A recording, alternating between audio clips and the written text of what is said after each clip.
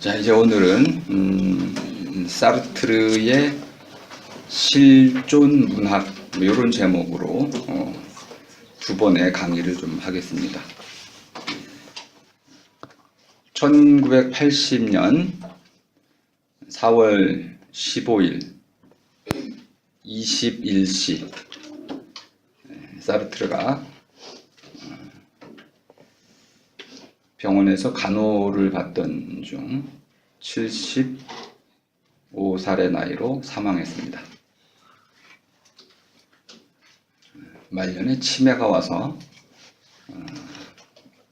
세계의 지성이라고 일컬어지던 사르트르가 다양한 방식으로 허물어지는 그런 모습을 보였습니다.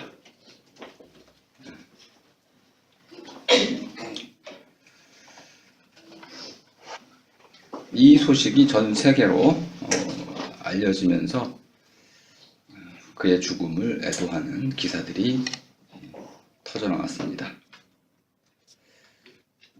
한 신문의 사설을 소개하겠습니다.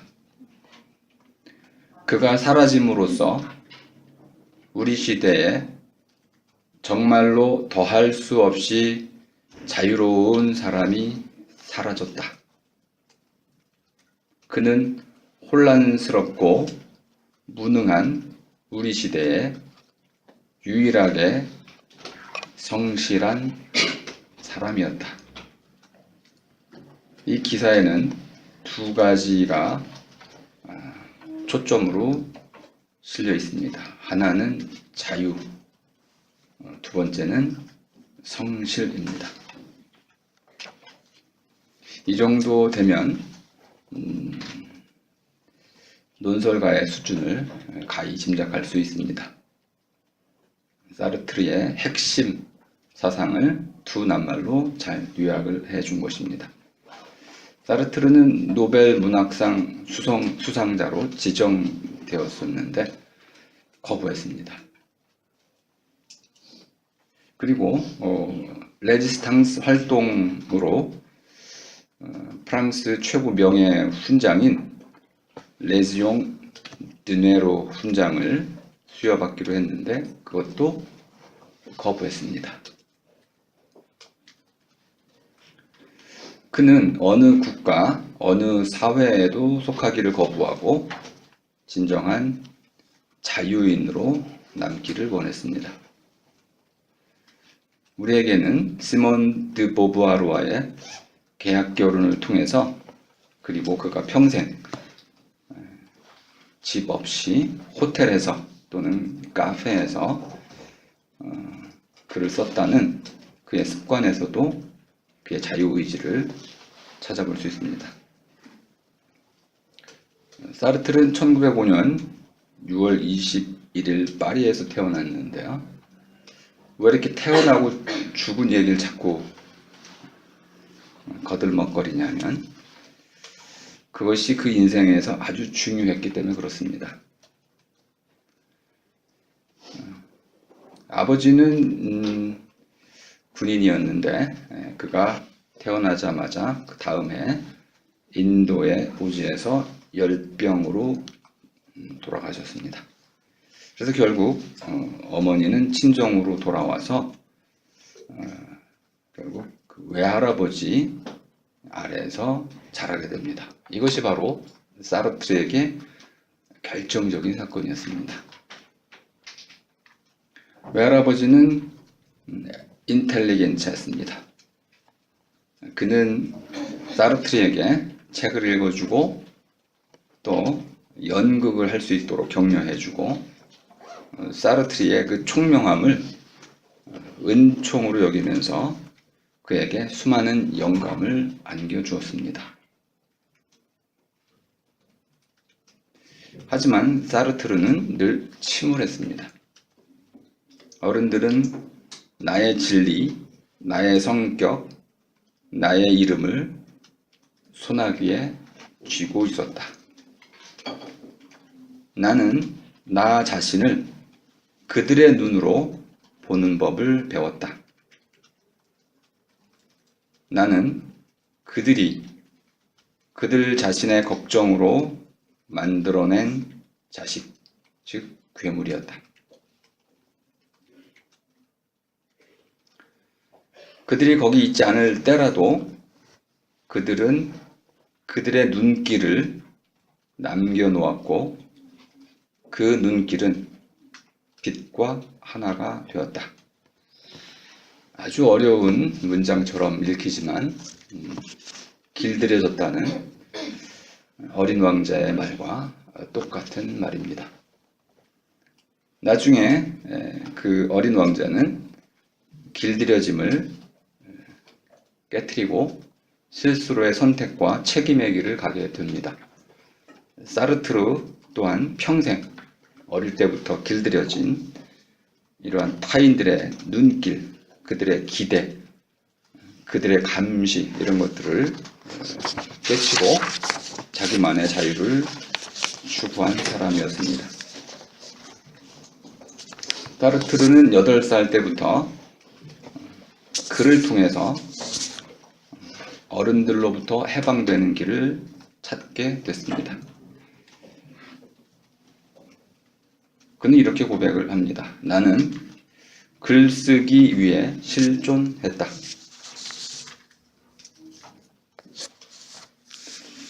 이러한 공부열, 학구열, 또 외할아버지의 격려에 힘입어서 사르트르는 영재로 자라났습니다.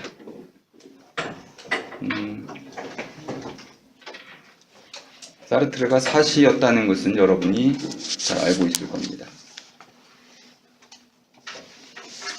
학교 다닐 때 그 학생들의 많은 놀림에도 불구하고 그는 프랑스 최고의 엘리트 대학인 고등사범학교에 입학을 하게 됩니다. 그리고 1등으로 졸업을 하게 되고 2등은 그의 여자친구 시몬 드 보부아르가 하게 되고 그들은 평생 동료이자 반려자로서 삶을 같이 하고 시몬은 마지막까지 사르트르를 지켜주는 보호자로 남게 됩니다. 사르트르는 군 복무를 마치고 고등학교에서 철학을 가르치기 시작했습니다. 그리고 1933년, 34년 사이에는 베를린에 있는 프랑스 연구소에서 연구를 할 기회를 얻게 되는데 그때 에드문드 후설과 마틴 하이데거의 철학을 접하게 됩니다. 다양한 경로가 있지만 이러한 독일 철학을 현지에서 직접 접하게 된 사르트르는 문학보다는 철학에 더 심취하게 됩니다. 그가 1943년 발표한 존재와 무라는 책은 아마 전 세계적인 작품으로 인정을 받고 있을 겁니다. 여러분도 아마 이 책을 읽어보실 수 있을 텐데요. 번역이 되어 있습니다. 오늘 좀 존재와 무를 중심으로 해서 그의 자유에 대해서 좀 설명을 드리고자 합니다. 제목부터 좀 설명을 좀 드려야 될 텐데요. 이 설명은 시간이 많이 걸려서 제가 유튜브에 좀 올려놨습니다. 유튜브에서 구현상 쉼표 사르트르를 검색하시면 존재와 무의 머릿말에 대한 해설이 좀 장황하게 이미 올라가 있습니다. 그것을 좀 참조하시면 되겠고요. 그냥 단순히 여기서는 존재를 있음이라고 바꾸고 무는 있지 않음이라고 이해해 두시면 되겠습니다.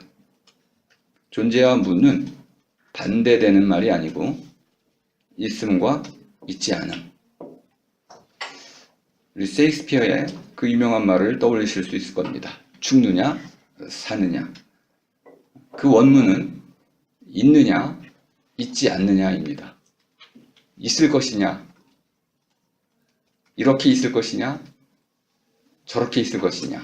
사르트르는 그의 전통 속에 있는 있느냐, 있지 않느냐, 이쪽이냐, 저쪽이냐, 이것이냐, 저것이냐 라는 선택의 상황을 가지고 서양 철학의 오랜 문제였던 존재 문제를 자신의 시각으로 정확히 서술했습니다. 우리가 번역을 존재와 무라고 함으로써 이 책의 근본 취지를 완전히 그르쳤습니다. 있음과 없음이 아니고 있음과 그거에 대한 부정, 있지 않음입니다. 있지 않음과 없음은 하늘과 땅 차이라고 보실 수 있을 겁니다. 존재와 무는 단순한 책은 아닙니다. 에드문드 후설과 하이데거로부터 비롯된 인간의 본질에 대한 하이데거의 비판적 대화를 통해서 사르트르 자신이 이루어놓은 혁명적인 작품입니다. 이렇게 이해하실 수 있다면 여러분들 아마 한 번쯤 읽어볼 마음이 드실 겁니다. 존재와 무를 읽을 때 가장 우리에게 혼란스러워지는 개념 두 가지가 있습니다. 대자존재, 즉자존재. 죄송합니다. 이런 말들 읽으면 이해가 안 돼서 우리가 번역한 건 아닙니다. 일본 학자들이 번역을 했습니다. 먼저 여러분들은 하이데거가 실존을 나가섬으로 그 뜻을 바꿨다는 것을 기억해 두시기 바랍니다. 실존, 그것은 실제로 존재한다 라는 뜻이 아니고 나가섬이다. 하이데거는 이 나가섬을 거기에 있음이란 말로 요약을 했습니다. 어디로 나가서느냐? 거기다. 거기는 어디냐? 나 자신의 있음과 나 이외의 다른 모든 것의 있음이 이해되어 있는, 열어 밝혀져 있는 거기. 아하, 거기라는 것은 있음이 뜻하는 바가 열어 밝혀진 자리를 말하는 거군요. 이 거기라는 이 한마디로 나와 나 이외의 다른 모든 있는 것의 있음의 뜻, 그것을 담아놨군요. 똑같은 도식으로 사르트르는 거기에 있음이란 이런 애매하고 불특정한 낱말을 버리고 나가섬이라는 것은 곧 자유다, 이렇게 정식화를 한 것입니다. 하이데거는 독일 철학자고 사르트르는 프랑스 문학가라는 평가를 할 수 있습니다. 프랑스 사람들은 아주 구체적인, 실증적인 논증을 선호하는 편입니다. 반대로 독일 철학자들은 추상적이고 관념적인 이런 체계를 선호합니다. 그런 이제 하나의 민족적 이런 특성도 잘 드러난다고 볼 수 있는데요.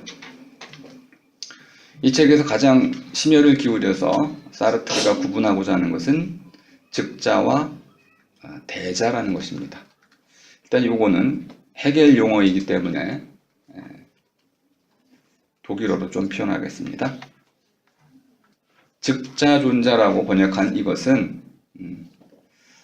안지히 자인, 그냥 우리말로 쓰셔도 되겠습니다. 안지히 자인. 직역을 하겠습니다. 그 자체로 있음입니다.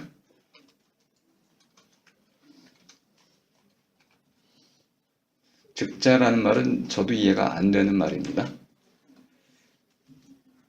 대자라는 말은 피아 즈히자인인데 피아는 영어의 for에 해당되므로 그 자신을 위해 있음입니다. 또는 그 자신에 대해 있음. 두 가지로 구분을 했습니다.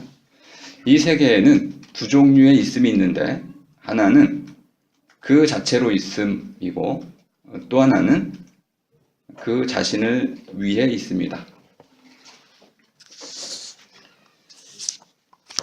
관악산에 올라가면 돌멩이와 소나무 그리고 그 산을 오르는 저가 있습니다. 물론 다른 사람도 있죠. 일단 돌멩이는 그 자체로 있는 것이라고 말할 수 있습니다. 돌멩이는 나를 위해 있는 걸까요? 돌멩이는 나무를 위에 있는 것일까요? 그렇지 않습니다. 돌멩이는 그 자체로 있습니다. 이름을 주로 우린 물질이라고 얘기합니다. 그래서 우린 덩어리라고도 쓸 수 있습니다.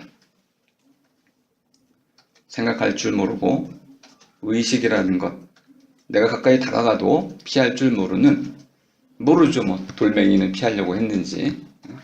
중요한 것은 그 자체로 있음이라는 것은 있는 만큼이 전체인 사물이라는 것입니다. 돌멩이는 그것이 있는 만큼 이상 넘어서 초월이라고 말씀드렸죠. 넘어서 의미세계를 구축할 수가 없습니다. 의미세계가 없는 사물, 그것을 그 자체로 있는 것, 이렇게 쓰고 있다. 전혀 어려운 표현이 아닙니다. 번역을 잘못해서 생겨난 혼란인 것이죠. 아무런 생각할 가능성이 없는 그런 사물, 그 사물의 있음을 그 자체로 있음이라고 불렀습니다. 이런 사물이 아닌 다른 어떤 것이 있는데 그것을 대자존재라고 번역을 했는데요. 대자라는 말의 핵심은 그 자신을 위해라는 것입니다.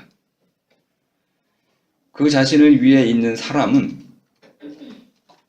먼저 그 자체로 있어야 됩니다. 몸이 없이 의식만으로 있을 수는 없습니다. 그 사람은 그 자체로 있음을 넘어서 있습니다. 그러니까 그 자신을 위해라는 말의 의미는 의미세계 속으로 나가서 있다는 말과 같은 뜻이라는 걸 알 수 있습니다. 그리고 이것을 사르트르는 의식이라는 말로 불렀습니다.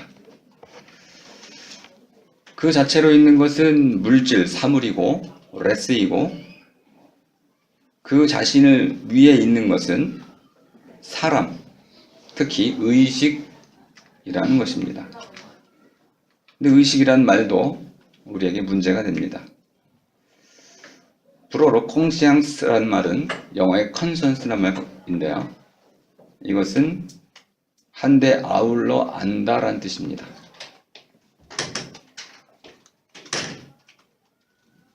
네, 고맙습니다. 한데 아울러 안다는 것은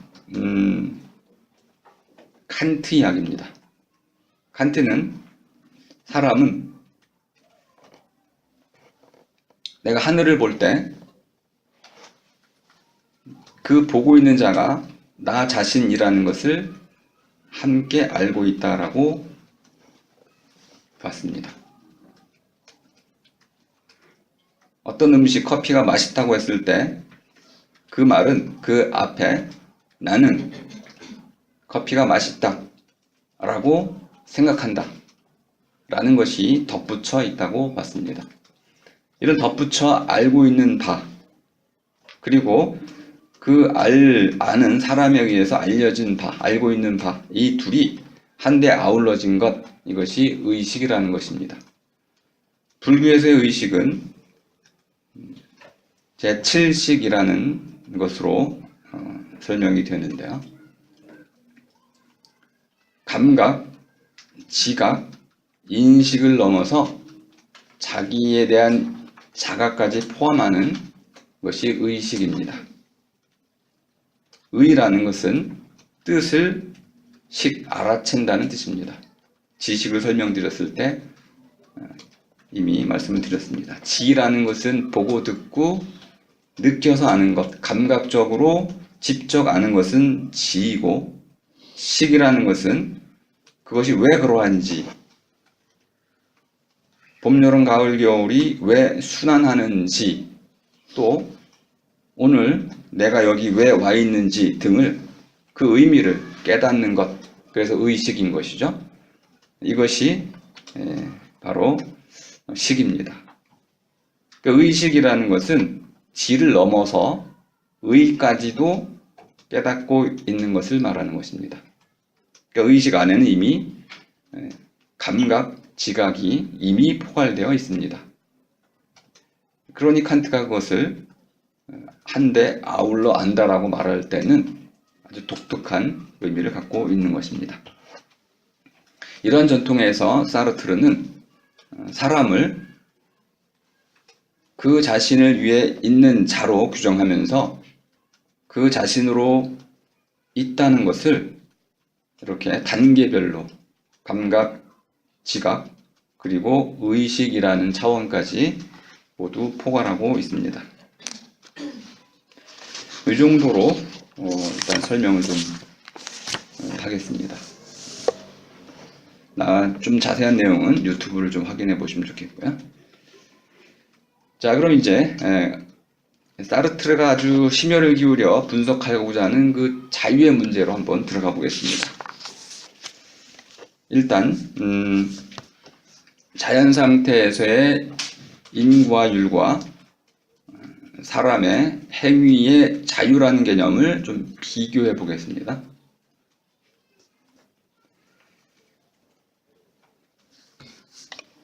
인과율이라는 것은 원인과 결과로 이어지는 필연적 관계를 말하는 것입니다.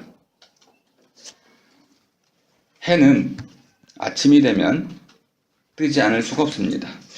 왜 그러냐면 필연적으로 떠야만 하기 때문에 그런 것이죠. 물론 실제로 해는 뜨지 않습니다. 지구가 자전하는 것이죠. 해가 뜰 때 우리 눈에 보이는 해는 실제로는 아우라로 보이는 것입니다. 우리는 해가 뜨는 것을 굴곡과 같이 그런 프레임 작용을 통해서 실제 시간보다 앞서서 보고 있죠. 뭐 이런 다양한 문제들이 있지만, 자, 기본적으로 원인은 결과보다 앞선 것입니다. 이것이 아주 핵심입니다. 상태 B가 상태 A의 작용 결과로 이해될 수 있으려면 상태 A는 실제해야만 하고 상태 A, 이미 있는 것이 상태 B 되어가는 것의 원인이어야 합니다. 아주 쉽네요. 오늘날에는 이 부분이 좀 아주 어려운 논증이 있습니다. 자연 상태에서의 인과율이 필연적이냐 아니냐, 역인과도 가능하다고 보는 이론들이 나와서 시간의 문제는 좀 다르게 해석될 수 있겠습니다. 그러니까 시간 여행이 가능하다면 아마 이 역인과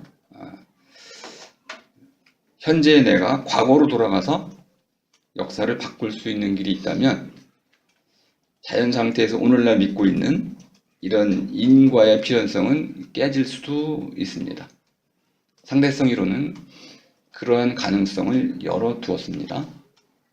하지만 우리가 기본적으로는 이런 인과율을 받아들일 수 있을 거라고 봅니다. 반면에 행위, 사람의 행위는 아직 있지 않은 것 또는 달성해야만 하는 목적 또는 목표, 이것이 원인이 되어서 일어납니다. 만일 내가 화가가 되는 꿈을 갖고 있다면 나는 지금 아직 화가가 아닌 것입니다. 이렇게 내가 아직 아닌 이것, 화가의 꿈, 이것이 존재하는 방식, 청사진 속에만 그려지고 있는 그것, 이것이 바로 꿈이라고 말해지는 이것이 내 행위의 결정적인 원인이라고 보고 있습니다. 사르트르에게는 이러한 목표를 이루어 간다는 이러한 사태가 삶의 결정적인 것으로 보여졌습니다. 그리고 이 목표는 아직 여기에 있지 않은 것입니다. 삶은 아직 있지 않은 어떤 것, 그러므로 없는 것이 아니고 아직 있지 않지만 어떻게든 꿈의 형태로, 목적의 형태로 나에게 이미 알려져 있는 것이죠. 그러니 없음이라고 번역한 그 번역자는 사르트르를 완전히 오해하고 있었던 셈입니다. 이 사실로부터 나 또는 사람의 본질은 기본적으로 이런 있지 않음, 나중에 저는 이걸 가능성이라고 부르겠습니다. 가능성은 있을 수 있음입니다. 있을 수 있음, 두 개 있다는 낱말로 규정이 됩니다. 앞에 있다와 뒤에 있다는 전혀 다른 의미를 갖고 있지만 우리에게는 있을 수 있음이 없지 않고 있습니다. 이것이 바로 사르트르가 무라는 말로 어렵게 아주 혼란스럽게 말하고자 했던 바입니다. 나중에 들레즈는 그것을 잠재성이라고도 번역을 했습니다. 그건 씨앗과 같은 것입니다. 우리에게는 가능성, 싹수라고 말할 수 있는 수많은 씨앗들이 내 안에 들어있습니다. 그것들은 환경이 맞으면 활짝 피어날 수 있습니다.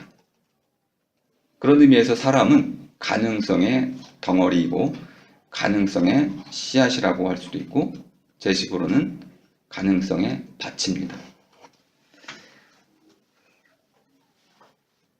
사르트르는 존재와 무에서 부정성에 대한 많은 분석을 시도했습니다. 우리말 부정이란 말은 부, 아닐 부자죠. 그렇지 않다라고 단정하는 것입니다. 그렇지 않아? no라고 말하는 것입니다. 사실이 아니다. 가고 싶지 않다. 이런 않음으로써 무엇이 아님이라고 명백히 말하는 형태가 부정입니다. 이거의 반대는 긍정이랍니다. 긍정은 그렇다라고 단정하는 것입니다. 맞아. 사실이야. 나는 그리로 갈래. 그래. 라고 인정하는 것.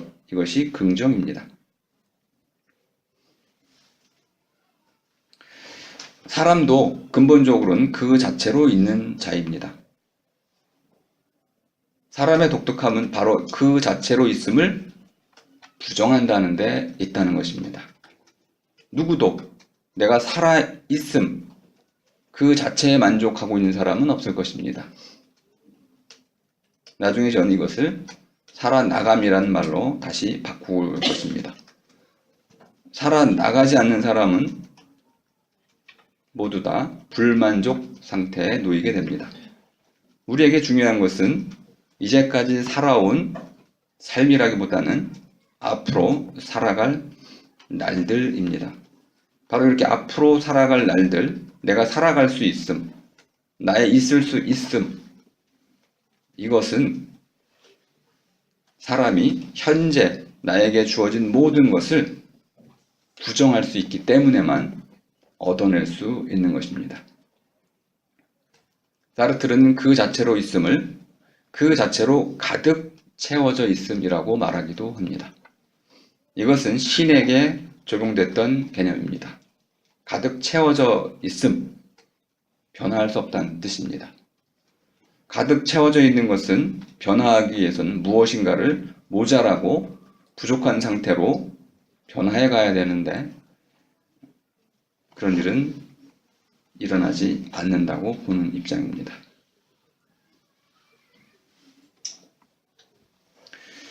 자유를 위해서 가장 먼저 필요한 것은 이런 부정성입니다. 오늘날 우리는 이것을 비판 능력이라고도 봅니다. 부정 능력은 너무 강한 표현이고 다르게 볼 줄 아는 눈 또는 옳고 그름을 잘 갈라볼 줄 아는 눈 단순히 아니다라고 말하는 그런 눈만 필요한 것이 아니고 긍정, 부정 또는 더 좋음, 덜 좋음 등 갈라놓을 수 있는 것들을 가지런히 갈라볼 줄 아는 그런 눈이 실제로 우리에게 필요한 것이죠. 사르트르는 자유를 위해서 한 측면, 있지 않음, 부정성을 지나치게 강조했다고도 말할 수 있습니다. 사르트르는 이러한 자유에서 있지 않음을 있음에서의 결핍이라는 잘못된 말로 표현했습니다. 결핍이라는 말은 모자라고 빠져나가 있다, 이 빠진 상태를 말하는 것입니다. 그런데 잘 생각해 보면 사람의 이 부정성은 이가 빠지고 결핍된 것이긴커녕 사람의 그 자체로 있음에 무엇인가가 덧붙여진 것입니다. 보태진 것입니다. 그리고 그것이 사람의 삶에서 결정적으로 중요한 것입니다. 그리고 그것은 결핍되어 있지 않고 분명히 주어져 있습니다. 그러니 이 말은 완전히 잘못 표현된 말입니다. 게다가 한국에서는 이러한 아니다 또는 있지 않음이라는 사태를 무라는 낱말로 옮기는 바람에 이런 사르트르의 자유를 이해할 가능성을 완전히 차단시켜버렸습니다. 무라는 이 낱말은 대나무 숲을 불로 태운다는 뜻입니다. 무화한다는 뜻입니다. 없애버린다는 뜻입니다. 그럼 우리의 있지 않음을 없애버리면 어떤 일이 벌어지나요? 우리에게 미래가 사라지고 가능성이 사라지고 있을 수 있음이 싹둑 불태워지면 우린 자살할 수밖에 없는 것이죠. 이렇게 낱말 하나하나에 신중을 기하지 않는 이런 잘못된 번역 관행 때문에 일본 학자들이 무라고 번역했다고 해서 우리도 그대로 무라고 번역해서는 곤란한 것입니다. 스스로 이해하는 자에게는 사태와 낱말의 긴밀한 연관을 깊이 숙고해야 되는 것입니다. 사람은 아니오하기라는 능력만 갖고 있지는 않습니다. 예오하기의 능력도 갖고 있습니다. 심지어 예, 아니오를 동시에 하는 능력도 갖고 있습니다. 가장 큰 능력은 입을 다무는 능력일 것입니다. 사람은 언제나 말하는 것은 아니고 말이 꼭 필요할 때 입을 다물 수도 있습니다.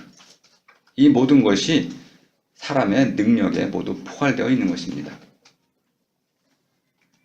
사르트르의 자유 개념에는 아직 있지 않음이라는 이 핵심 사태가 자리하고 있습니다. 이것이 알갱이입니다. 자유라는 것은 이따 좀 설명을 드리겠지만 우리말로도 완전히 잘못 또 이해가 되고 있는 것입니다. 아직 있지 않음이란 이 말은 하이데거의 존재와 시간이란 책에서 빌어온 것입니다. 아직 있지 않음은 미래를 나타내는 낱말입니다. 미래는 오지 않았음입니다. 그런데 현재형으로 쓸 수도 있습니다. 오지 않음. 하지만 독일어 쯔kunft는 아직 오지 않은 때라는 뜻이 아닙니다. 이것은 사람이 그 자신의 앞날로 다가감이거나 또는 앞날이 사람 자신에게로 다가옴을 모두 뜻할 수 있습니다. 그러니까 독일 말로는 미래라는 낱말은 없고 쯔kunft라는 이 낱말은 다가감이거나 다가옴입니다.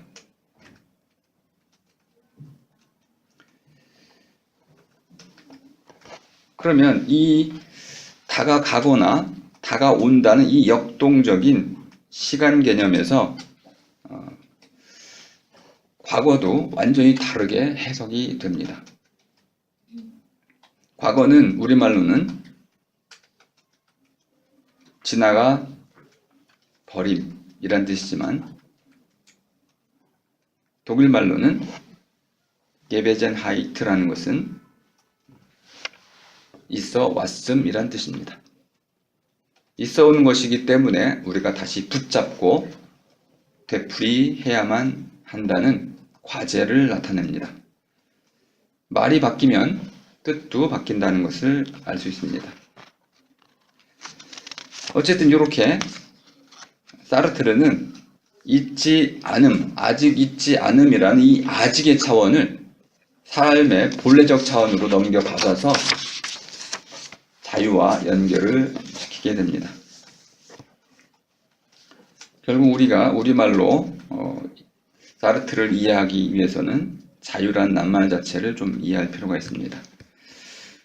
자유라는 이 낱말은 본디 중국 백화문에서 온 것입니다. 어해록이라는 이제 책에는 1657년에 쓰인 것인데요. 자유라는 말을 이렇게 풀이하고 있습니다. 주변대로, 마음대로 하다. 우리가 생각하는 것하고는 전혀 다른 뜻으로 쓰이고 있습니다. 주변이란 말은 주변머리 있다 없다라는 말에 나타나는데요. 어떤 일을 처리하는 솜씨, 일을 주선하거나 변통하는 일, 이 주변이죠. 이런 것을 뜻합니다.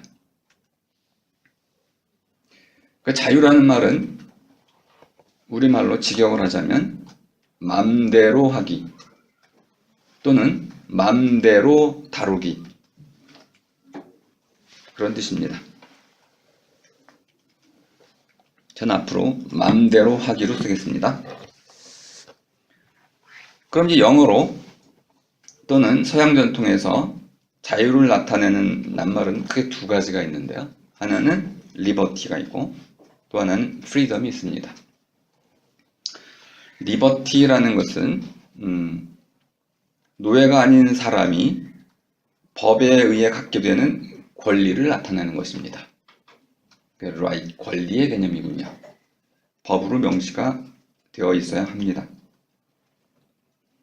반면 freedom이라는 것은 free라는 말에서 왔는데 빈터라는 뜻입니다. 빈 자리, 누구나 앉을 수가 있습니다. freedom은 기본적으로 매어있지 않은 상태 또는 비어있는 상태, 열려있는 상태, 누구에게나 개방되어 있는 상태를 뜻하고 주로 가능성의 영역을 가리킵니다. 미래와 주로 관계됩니다. 그러니 사르트르가 말하는 것과 우리 말이 말하는 것은 완전히 사태가 다르다는 걸 알 수 있습니다. 근데 아주 독특하게도 사르트르가 자유라는 말을 선택과 동의어로 쓰고 있습니다. 그러니까 사르트르는 자신의 전통 속에서는 열려있다, 결정되어 있지 않다 라는 이런 의미로 쓰이던 낱말을 우리 전통에서는 마음대로 하기라는 의미로 쓰이는 자유의 의미로 바꿔놓은 것입니다. 그러니 우리가 마음대로 하기라는 말로 사르트르의 자유를 번역을 해도 크게 틀리지 않게 됩니다.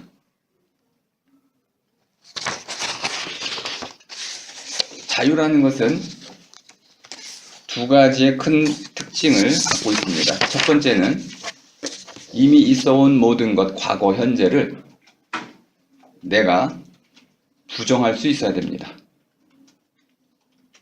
비판할 수 있어야 되고 그것을 부정하면서 현재의 상태로부터 벗어나고자 해야 합니다. 그리고 이걸 위해서는 반드시 필요한 것이 스스로에게 물음을 던지는 일입니다. 사르트르는 자유에 대해서 이렇게 표현하고 있습니다. 나는 내가 아닌 방식으로 존재하게 될 그런 자이다. 저도 더 잘 번역할 수는 없는데요. 이런 문장이 존재와 무 속에는 끊임없이 반복이 됩니다. 처음엔 낯설지만 어느 정도는 좀 친숙해지면 이해할 수 있습니다. 두 가지 부정성과 물음이라는 큰 특징에 의해서 나는 끊임없이 내가 아닌 방식을 깨닫게 되고 내가 아닌 그 방식을 통해서, 그 깨달음을 통해서 내가 아닌 다른 나로 옮겨갈 수가 있습니다. 사르트의 문학적 표현을 빌어서 표현한다면 존재의 심장 속 벌레다. 이런 표현들은 촌스럽긴 해도 잘 생각해보면 큰 감동을 주는 말입니다. 존재의 심장이라는 게 뭘까요? 그 속에 벌레가 있습니다. 보통 우리는 이것을 의심이라고 부릅니다. 이렇게 살아도 되는지, 내가 이거밖에 안 되는 사람인지, 이런 의심 또는 물음이 터져 나오면 이제 나를 부정하게 됩니다. 이제까지의 나를 부정하게 되면서 키에르케고르의 참여와 같은 것을 통해서 새로운 나를 발견하게 되고요. 그때 뇌가 되고자 하는 그런 나를 찾게 되면 나는 그것을 선택하게 되고, 그런 선택이 곧 사르트르에게는 자유입니다. 그러니 자유란 말 한마디를 이해하려면 이런 단계를 거쳐가야 되는 것입니다. 근데 이러한 자유를 우리가 누리기 위해서는 그 안에 이제까지 내가 쌓아온 모든 것들을 허물어야만 하는 이런 불안감이 있습니다. 그 불안을 극복할 때에만, 또는 현재에 대한 이런 안주에 대한 욕구를 극복할 때에만 바로 내가 아닌 다른 나로 옮겨갈 수가 있습니다.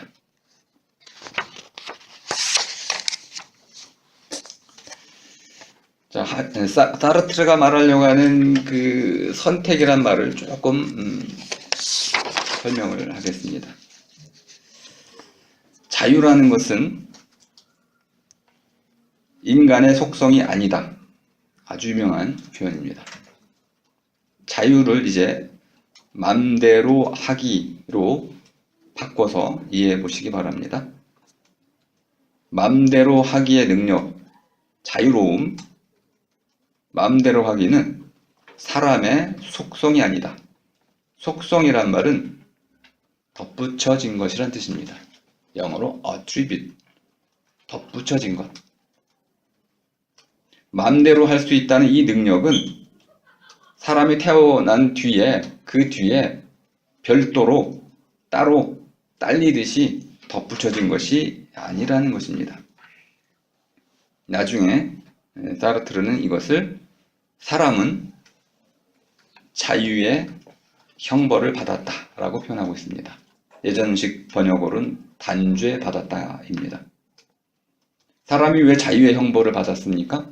축복이 아니고 그 자유가 대부분의 사람들에게는 짐스럽기 때문이라는 것입니다. 자유는 선택과 같은 말입니다. 이 선택이란 말은 우리말로 좀 새롭게 이해할 필요가 있습니다. 영어로도 잘 표현이 안 되어 있는데요.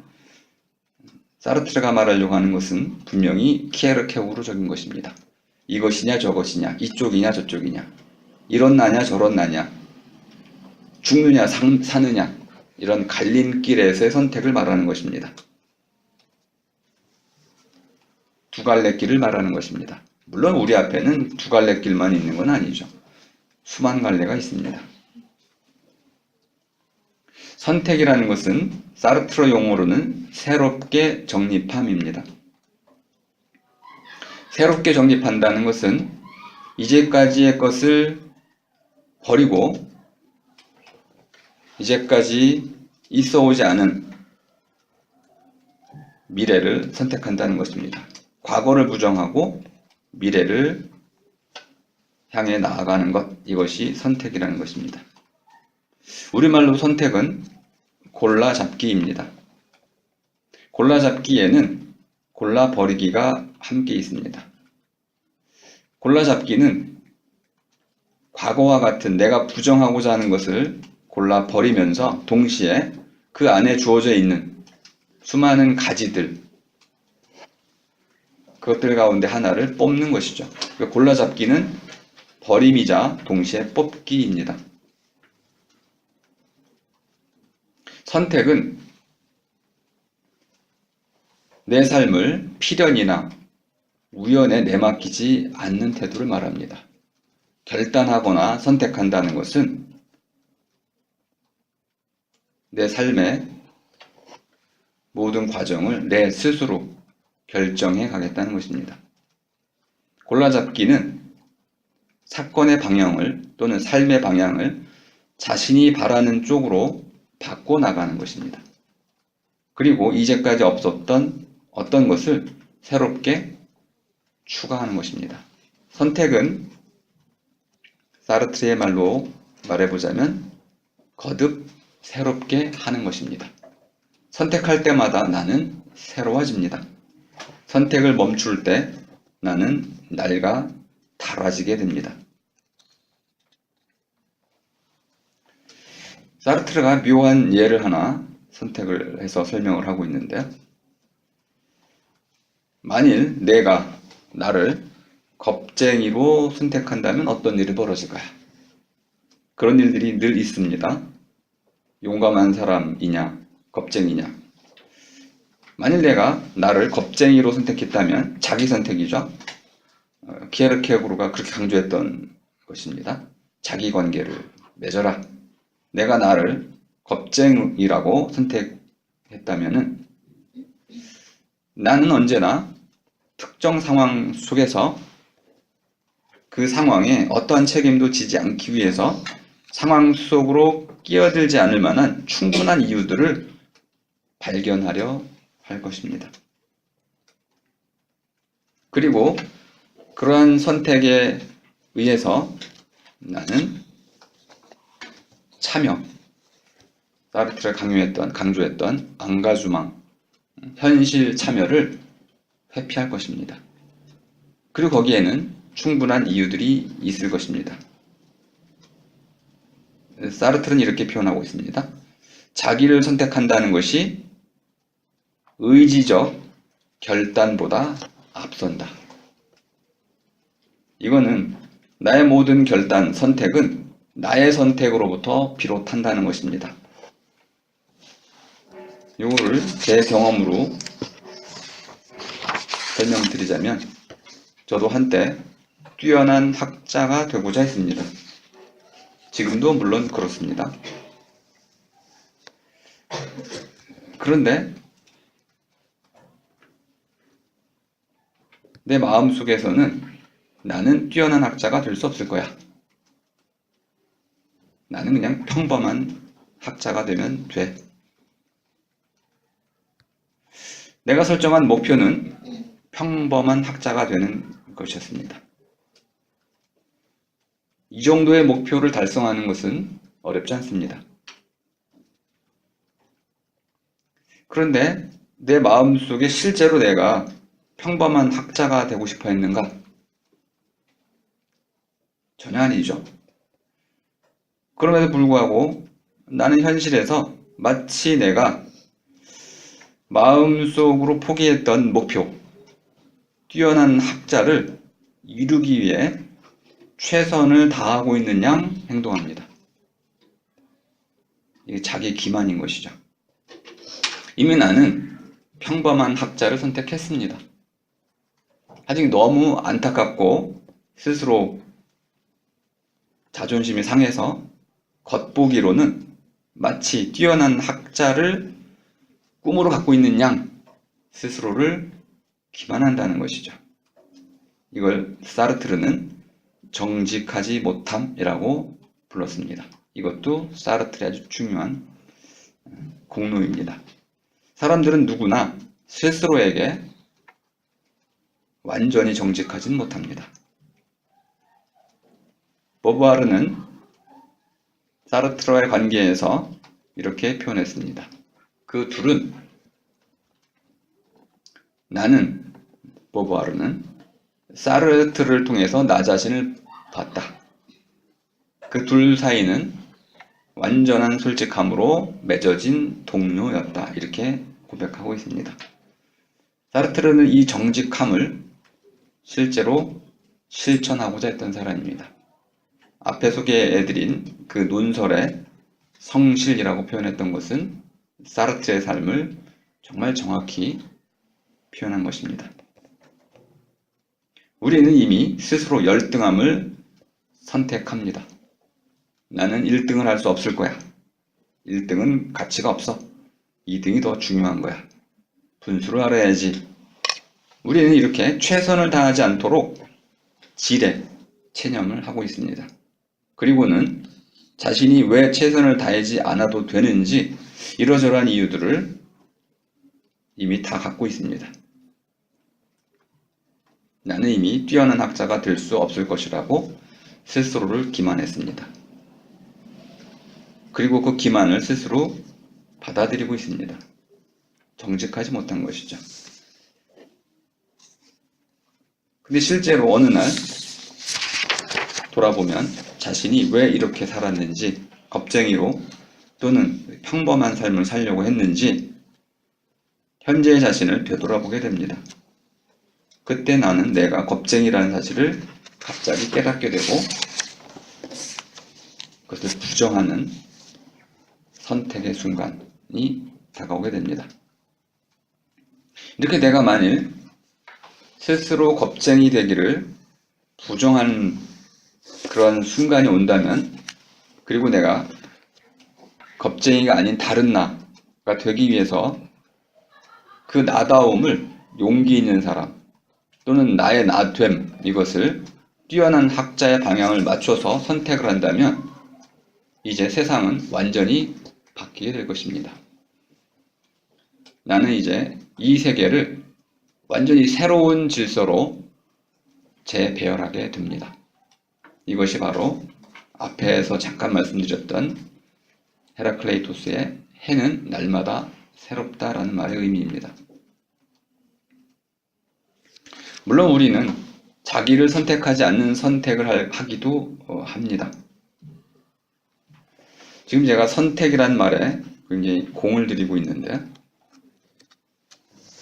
우리는 어쨌든 나를 선택하거나 또 나를 선택하지 않는 것을 선택하거나 어쨌든 그 선택을 통해서 우리가 살아가는 세계의 의미를 바꿔놓게 됩니다. 내가 평범한 학자로 머물기를 바란다면 내가 살아가는 세계는 평범성이라는 기준을 가지고 다시 측량될 것입니다. 하지만 뛰어남이라는 기준을 가지고 온다면 나는 완전히 새로운 세계를 만들어 가야 됩니다. 이때 니체가 떠올라질 것입니다. 우리는 스스로가 누구인지를 이미 알고 있습니다. 우리는 저마다의 나됨 또는 사람됨 또는 자신이 어떤 종류의 사람인지를 잘 알고 있습니다. 자신의 외모에 대해서도 분수도 잘 알고 있습니다. 이때의 누구 또는 나됨은 보통은 나의 직업, 신분 또는 내가 맺고 있는 관계 등일 것입니다. 그 가운데 가끔은 나 자신이 꾸고 있는 꿈일 수도 있습니다. 사람은 이러한 나됨 알기에 근거해서 자신이 가고자 하는 길을 골라 잡습니다. 그 길은 이미 우리에게 다 드러나 있습니다. 여러분이 뛰어난 학자가 되기 위해서 가야 할 길을 이미 다 알고 있는 것입니다. 다만 우리가 이러한 자신의 길, 이것을 결정한다면 우리는 그 길에 맞춰서 자신의 모든 행동을 결정해 나가야 됩니다. 이런 행동의 결정들이 쌓여서 결국 나의 세계가 새롭게 재편되는 것입니다. 사르트르가 하는 말들은 우리의 상식을 그대로 반영하고 있습니다. 사람은 누구나 나다운 나, 사람다운 사람이 되고자 노력을 합니다. 제 식으로 말씀을 드리자면 착한 사람은 착한 일을 합니다. 그런데 착한 일을 많이 하는 사람도 착한 사람이 됩니다. 물론 착한 일을 많이 하는 사람이 악한 사람일 수도 있습니다. 이 사이에 무슨 필연적 관계가 있는 것은 아닙니다. 그럼에도 불구하고 우리는 자신이 하고 있는 그것이 바로 나다라는 것을 알 수 있습니다. 사르트르는 이렇게 표현합니다. 내가 입은 옷은 나의 선택을 알려준다. 뭐 오늘날식으로 얘기하면 스타일이 나다 이렇게도 말할 수 있는 것입니다. 나는 내가 선택한 모든 것과 같다. 여러분이 숙대를 선택했다면 숙대가 바로 여러분 자신이라는 것입니다. 누군가 살아가는 세계는 그 자신이 선택한 목표를 통해 드러납니다.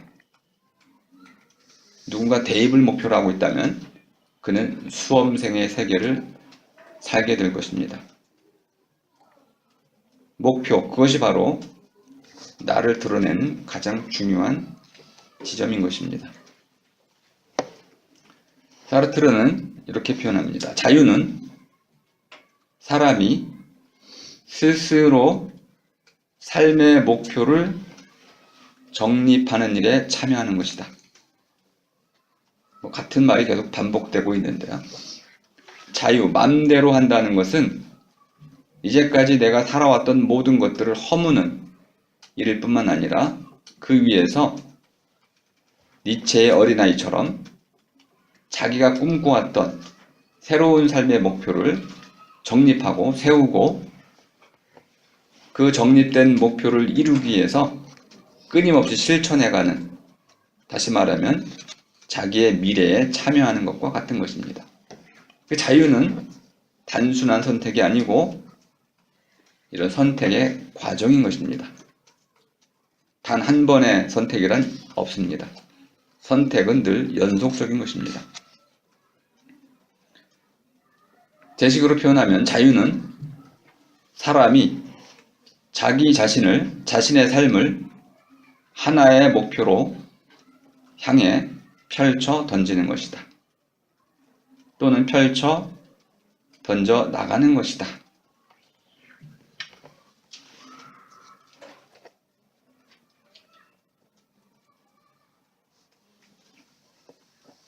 자유는 사람이 그때마다 처한 상황 속에서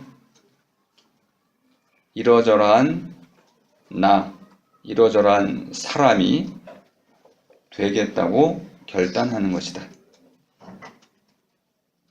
이런 결단은 곧 나의 세계를 바꾼다고 말씀을 드렸습니다.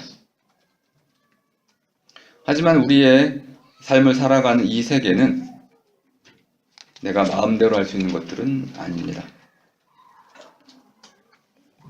그러므로 자유에는 우리가 어찌할 수 없는 어떤 구속 또는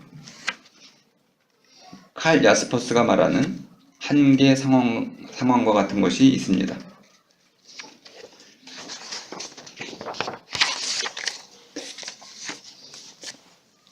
이 내용을 좀 간단히 설명드리기 위해서 제가 예를 들도록 하겠습니다.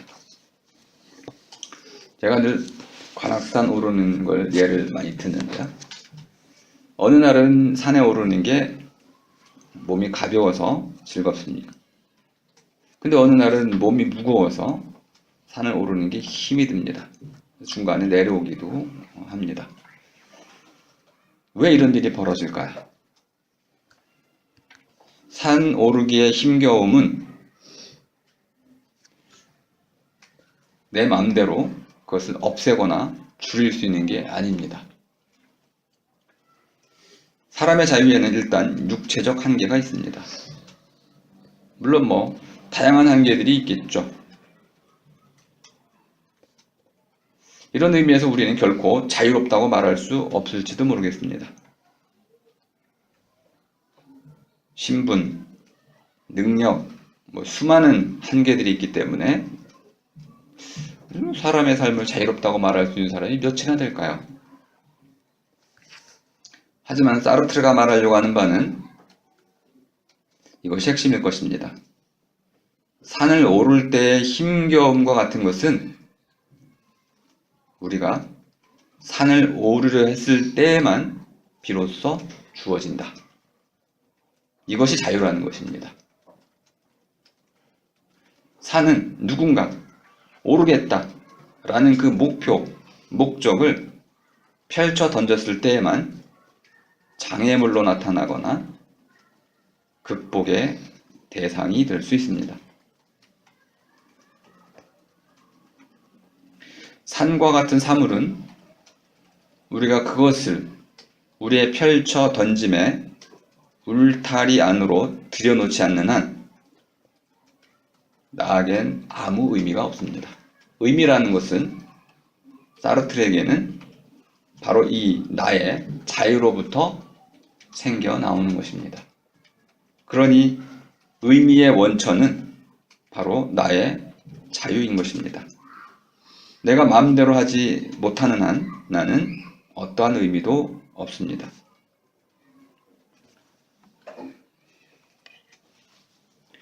우리가 앞서 세운 목표를 실현하기 위해서는 그 목표에 딸린 모든 것을 목표에 부합하는 새로운 질서, 달리 말해서 새로운 세계의 연관 속으로 가져와야 됩니다. 논의가 복잡해지겠지만 마음대로 하기로서의 자유와 내가 마음대로 설정한 목표를 실현하겠다는 의지는 전혀 다른 것입니다. 우리가 자유의지를 늘 같이 붙여 쓰긴 하지만 자유라는 것과 의지는 전혀 같은 것이 아니다. 게다가 우리가 의지만 갖고 내가 목표로 하는 바가 저절로 실현되는 경우는 없습니다. 신행에서는 생각이 곧 실현이라고 말할 수 있지만 사람의 경우에는 실천, 노력이 반드시 뒤따라야 합니다. 내가 집을 짓기로 마음을 먹는다 하더라도 집을 짓기 위해서는 끊임없는 노력을 이어가야 되는 것입니다. 이것이 바로 세계가 나에게 다가오는 의미일 것입니다. 그 세계가 없다면 나는 집을 지을 수 없지만 그 세계들이 저마다의 그 자체로 있으므로 나에게 저항을 하기 때문에 나는 또 그 세계의 저항을 극복하기 위한 피나는 노력을 해야만 하는 것입니다. 이런 사르트르는 맘대로 하기의 능력을 극단적으로 인정하면서도 동시에 이런 자유의 한계 또는 자유의 제약을 인정하고 있습니다. 존재와 시간이란 이 방대한 책을 짧게 설명드리려고 하니 시간이 너무 부족한데요. 이제 마지막 상황 부분만 좀 설명을 좀 드리고 오늘 강의를 마치려고 합니다. 상황이라는 것을 여러분들은 이렇게 이해하시면 되겠습니다. 씨름판 또는 마당에서 벌어지는 여러 가지 일들이 있습니다. 씨름판에 올라가면 한 선수는 다른 선수를 벗어날 수가 없습니다. 씨름이 본질, 그렇죠. 이렇게 상황이라는 것은 하나의 마당, 하나의 조건, 그 안에서 한데 맞물려 있음이라고 이해하시면 되겠습니다. 상황이라는 것은 맞물린 상태다. 여러 가지 서로 다른 것들이 따로따로 떨어져 있지 않고 한데 맞물려 있는 것. 그러니 내가 마음대로 하기를 선택하더라도 어떤 일을 마음대로 하려 할지라도 그 마음대로 하고자 하는 그 일에 무엇인가가 함께 맞물려 있습니다. 그러니까 상황이란 말 대신에 함께 맞물려 있음이라고 이해해 보시면 좀 더 쉬워질 것입니다. 여기에 세 가지를 사르트르가 꼽았습니다. 이런 상황은 우리가 극복을 할 때 비로소 자기가 마음먹은 바를 이룰 수 있는데요. 첫 번째는 자신이 태어난 장소, 태어남이라고 말하고 있습니다. 이 부분에 대한 자세한 논의는 제가 하지 않겠습니다. 왜냐하면 이건 틀린 논증이기 때문에 그렇습니다. 비록 태어남은 내가 마음대로 할 수는 없는 것입니다. 내 자유에 따른 건 아닙니다. 하지만 태어남은 자유와 무관한 것입니다. 그래서 이건 논증이 잘못됐습니다. 마음이라는 것은 자라나는 것입니다. 갓난아기 때부터 갖고 태어나는 것이 아닙니다. 마음이라는 것은 씨앗처럼 자라야 되는 것이고 어버이의 사랑과 또 세상 사람들의 가르침, 스스로의 경험 등을 통해서 마음이 갖추어져야 되는 것입니다. 그러니 마음대로 하기는 그 마음이 갖춰진 뒤에부터 실행될 수 있습니다. 태어남이라는 것은 그 안에 마음이 없으므로 자유를 말할 수 없습니다. 사르트르가 뇌과학을 조금만 공부했어도 이런 오류는 범하지 않았을 것입니다. 농담처럼 말씀드렸지만 농담은 아닙니다.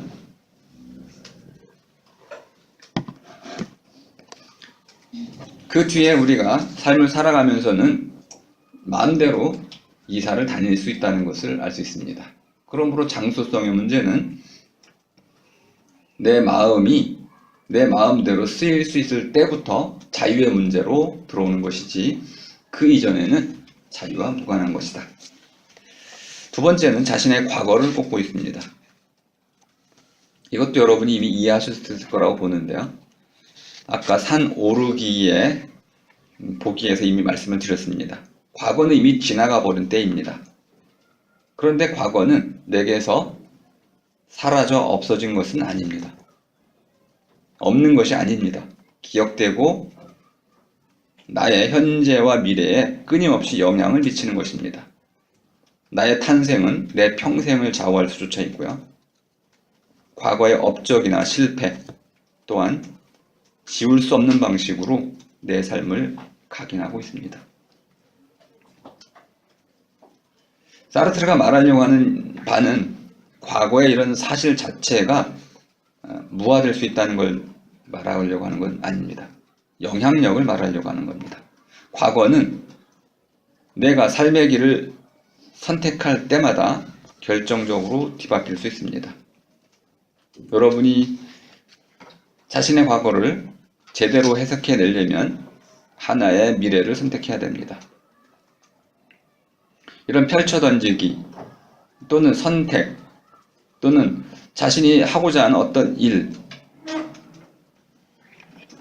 마음대로 하기, 이에 따라서 여러분이 무엇인가를 자기 삶의 길을 결정한다면 그 길로부터 여러분의 과거는 완전히 새롭게 재해석될 것입니다. 사르트는 이렇게 말하고 있습니다. 과거가 살아있는지 죽었는지는 미래가 결정한다. 저는 이렇게 말할 수 있습니다. 나의 과거는 나를 짓눌려 침몰시킬 바닥짐이 될 수도 있지만 나를 강하게 하고 나를 고무시키는 원천이 될 수도 있다. 이 모든 것은 내 마음에 달린 것이다. 구현상의 말이었습니다. 자, 이제 마지막 세 번째는 메두사의 눈이라는 말로 유명한 동료들입니다. 다른 사람들. 여기서는 제가 간단히 비판적으로만 언급하겠습니다. 타인의 눈은 지옥이다. 다른 사람들의 눈은 나를 돌붙임, 화석화하는 너는 그런 놈이지 라고 단적인 어떠한 순간을 통해서 나의 모든 것을 박제하는 그런 지옥이다. 이렇게 사르트르가 타인의 눈을 인간의 자유를 가장 크게 억압하는 한계 상황이라고 말했습니다. 물론 우리는 분명 지배와 피지배의 관계로 다른 사람을 만나기도 합니다. 권력 관계가 있는 것이죠. 또 우리는 윤리나 법을 지켜야 합니다. 우리 마음대로 하기에는 이미 테두리가 있습니다. 또 우리는 다른 사람의 복수를 받을 수도 있고요. 비난을 받을 수 있습니다. 또 왕따를 당할 수도 있습니다.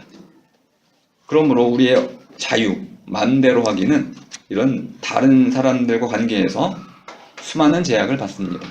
이건 사실입니다. 하지만 제 비판은 이렇습니다. 저는 타인을 우리말 다름이라고 부르고 있습니다. 다름이는 나는 그를 역지사지의 관점에서, 다시 말해 도덕적으로 마주 대하려 합니다. 나치는 유대인을 오염된 인종으로 취급해 사물처럼 처리했습니다. 우리가 하이데거 때 말씀드렸던 것처럼 남을 위해 마음을 쓰는 까닭은 그가 나의 있음의 한계이기 때문이 아니라 그가 나와 삶을 함께 살아갈 이웃이자 가족이자 벗이고 동료이기 때문입니다. 우리는 국민이나 인류, 나아가 반려견 같은 모든 것들에 대해서 공감하기도 합니다. 그러므로 사르트르가 말하는 타인의 눈, 다른 사람의 눈, 나를 돌부침하는 그 눈은 지나치게 과장되어 있는 것입니다. 물론 그 의미는 충분히 우리에게 이해가 되고 납득이 됩니다. 그래서 부정적으로, 비판적으로 말씀을 드렸지만 여러분들이 아마 메두사의 눈이라는 이 개념은 잘 이해해 주시면 좋겠습니다. 자, 다음 시간에는 이제 그 사르트르의 나머지 문학 작품들을 통해서 그의 자유 개념을 좀 더 구체적으로 설명드려 보겠습니다. 오늘 좀 논의가 어려웠고 복잡해졌는데요. 네. 다음 시간을 통해서 좀 더 구체화해 보겠습니다. 자, 오늘 강의 마치겠습니다. 네, 수고하셨습니다.